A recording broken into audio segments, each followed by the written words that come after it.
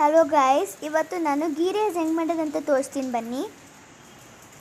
Delicious ghee rice ಬ್ಯಾಚುಲರ್ಸ್ಗೆ ಇದು ನೀವು try ಮಾಡಿಸ್ಬೋದು ಒಂದ್ಸತಿ.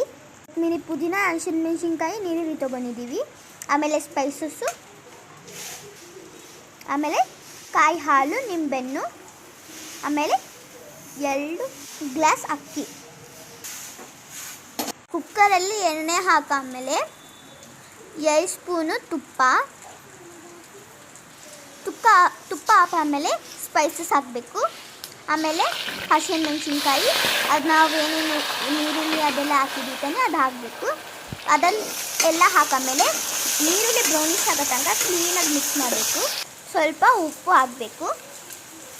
ಆಮೇಲೆ ಚೆನ್ನಾಗಿ ಮಿಕ್ಸ್ ಹಾಕಬೇಕು. ಆಮೇಲೆ ಶುಂಠಿ ಬೆಳ್ಳುಳ್ಳಿ ಪೇಸ್ಟ್ 2 ಸ್ಪೂನು. ಆಮೇಲೆ ಚೆನ್ನಾಗಿ ಮಿಕ್ಸ್ ಮಾಡ್ಕೋಬೇಕು. ಎಣ್ಣೆ ಬಿಡೋ ತನಕ, ಸ್ಮೆಲ್ ಹೋಗೋ ತನಕ ಮಿಕ್ಸ್ ಮಾಡ್ಕೋಬೇಕು.